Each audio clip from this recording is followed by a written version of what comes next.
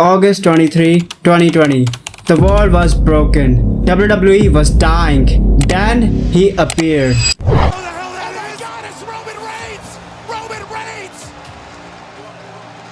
No warning, no mercy, just the tribal chief. This wasn't just a comeback, it was a murder. And FROXTERS, WWE has never been the same.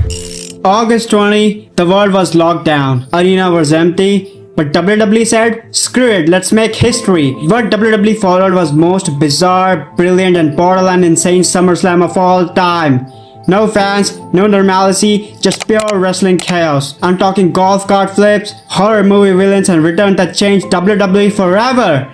FROXTERS, buckle up, we are going back to SummerSlam 2020. An empty arena PPV, no crowd noise, no atmosphere. Everybody said SummerSlam 2020 would suck. But then magic happened. The Fiend turned into a personal horror show. Braun Strowman lost his damn mind, and a certain tribal chief made his shocking return. This wasn't just a wrestling show, it was a WWE's middle finger to the pandemic. And FROXTERS, it worked! So buckle up FROXTERS, because today we are time traveling to August 23, 2020 for a retro review of SummerSlam 2020. The pandemic era PPV that had us all glued to our screens like we were dodging Zoom calls to watch wrestling. This show was straight up fire, with storylines so juicy they could have starred in a Netflix drama. From Braun Strowman's monster mayhem to Roman Reigns' shocking return, we are diving into the ThunderDome's electric vibes, the heartbreak, the nonsense, and some holy shit moments that made this show legendary. Wanna know why this PPV still lives rent-free in my head? Stick around, FROXTERS, because I'm breaking it all down with some spicy takes, hilarious burns, and some few tears by the end. And and a huge news, from now until SummerSlam 2025, I'm gonna review my all-time favorite SummerSlams, taking you back in the time to relive those iconic moments that made us scream, cry, and lose our damn minds. So, let's go!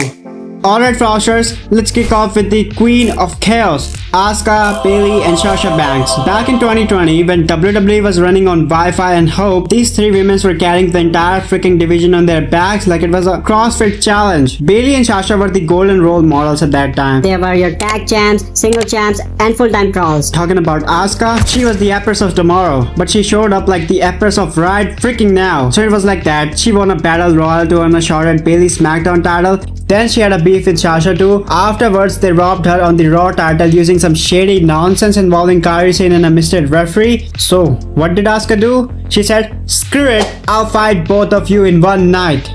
Double duty, no excuse, no filler, just pure badassery. So Bayley and Asuka opened the show, Sasha Banks interfered like a clingy ex, and Bayley stole the win. But wait, Asuka came back later, slapped the soul out of Sasha and took her Raw title back.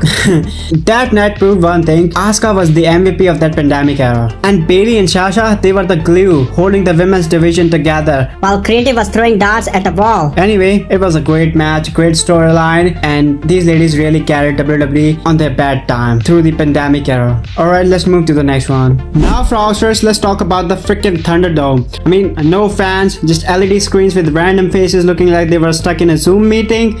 It was weird, airy and kinda awesome. WWE turned the Amway Center into a sci-fi arena. Pyro, lasers, fake crowd noise. It was like a wrestling inside a video game. But the emotion, still real. You could feel the tension, the silence, the desperation. It was like watching gladiators fight in a haunted stadium. And somehow, it worked. 10 on 10 for this ThunderDome for WWE. Alright, let's move to the next one. Next, Seth Rollins versus Dominik Mysterio. So Dominik Mysterio made his debut against Seth Rollins in a freaking street fight. Why? Because Seth poked Rey Mysterio's eye out like it was Mortal Kombat, and Dom said, "You hurt my dad? Now I hurt you." So he came in nervous but swinging candlesticks, tables, frog splashes. He went full anime protagonist. Seth wore gear that looked like he robbed a priest. Overall, this match was brutal, emotional and surprisingly good. Now, you know, Dom is a cocky heel and a mullet and mommy issues. Anyway, Seth is still a fashion icon and chaos merchant. But that night, it was Dom's graduation into the big leagues. Alright, let's move to the next one. Next, oh my gosh, FROXTERS, this was one of my favorite matches at that time. Mandy Rose versus Sonya Deville, no disqualification, loser leaves WWE. FROXTERS, I need to vent. Mandy Rose was my queen in 2020. That storyline with Otis, chef's kiss. Sonya Deville was the ultimate hater at that time, and Dolph Ziggler was the slimy jerk, and Mandy, Oh, she is the golden goddess who deserved better. So Mandy Rose, my girl back then, FROXTERS, she was straight up soap opera with the Sonya Deville. These ex-BFFs were beefing hard after Sonya turned heel, trying to ruin Mandy's life, and you know, Mandy was also in the cute as hell rom-com with Otis, big dude, bigger heart. While Dolph Ziggler was lurking like a thirsty ex, Sonya wanted to end Mandy's career, and this no disqualification loser leaves WWE match was do or die. And FROXTERS talking about this match, you know, I was obsessed with Mandy Rose in 2020. I mean, her glow, her vibe, everything had me simping harder than Otis at the buffet. this match was drama. Mandy was fighting for her career, throwing punches like she's avenging her broken heart. On the other hand, Sonya was vicious, but Mandy pulled out the win, sending Sonya packing. The Otis Mandy love story was peak rom-com, FROXTERS, and Dolph's creepy side-eye, it was total bullshit. You know, FROXTERS, Mandy's tan was so perfect, I thought she wrestled in a tanning booth. Yeah, this match hit me in the feels. FROXTERS and Mandy, you'll always be my queen. And yeah, I miss you, Mandy. Please come back soon. Next day, Drew McIntyre versus Randy Orton for WWE Championship. FROXTERS, Drew McIntyre was the beast champ carrying WWE through 2020.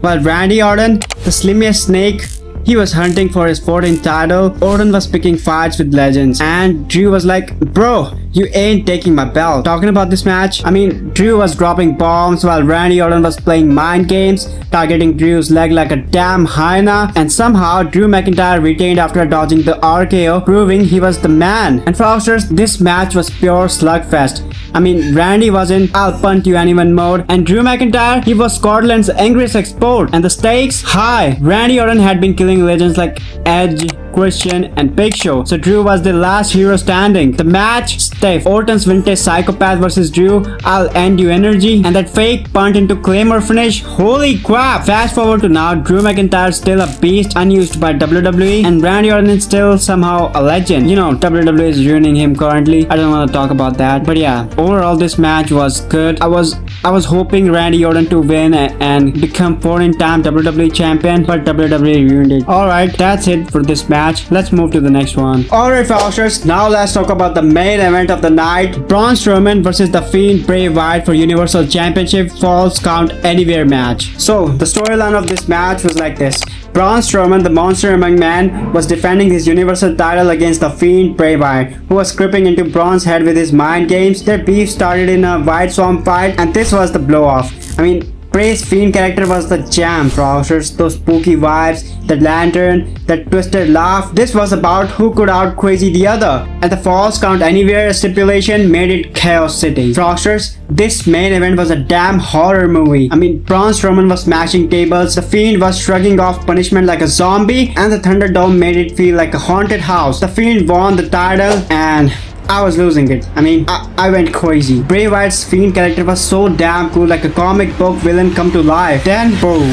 Roman Reigns storms back after 5 months, sparing everybody like he's fresh out of quarantine. That return, holy shit, FROXTERS. It was the ultimate you'll never see it coming moment. Living up to the show's tagline, Roman's heel turn was the game changer, setting up for WWE's best runs ever. And you know, FROXTERS, this is why SummerSlam 2020 is one of my favorite PPVs. It was unpredictable, raw, and unforgettable. And you know, FROXTERS, Roman came back looking like he spent 5 months bench pressing his couch.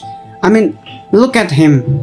He looked so jacked. FROXTERS, SummerSlam 2020 was peak pandemic WWE. No fans, just hurt. Back then we had the Thunderdome's virtual cheers. Now in 2025, we are packing arenas again with the crowds roaring it like it's Attitude Era. Storylines like Mandy and Otis rom-com are gone, replaced by edgier arcs like Judgment Day's dominance. The women's division was killing it then with Bayley, Sasha, and Asuka, and now stars like Rhea Ripley and Io Sky are taking it to new heights. Plus, Roman's heel run from 2020 kicked off the Bloodline saga, which is still popping off in 2020. WWE is evolved. But that 2020 quit, that's what made us FROXTERS fall in love. At the end, FROXTERS, SummerSlam 2020 wasn't just a show. It was our escape in a world full of masks and Zoom calls. It gave us Mandy's trump, Dom's debut, Braun's creepy genius, and Roman's jaw-dropping return. I was simping for Mandy, cheering for Drew McIntyre, and living for the Fiend's chaos. This PP is reminding us wrestling more than suplexes. It's family, heart, and those holy shit moments, that keep us glued. That's why I'm taking you back, Frogsters, reviewing my favorite SummerSlam till SummerSlam 2025. We're gonna time travel, reliving those nights that made us scream, laugh, and cry. Hit that like button, subscribe, and join me on this ride. Alright, Frogsters,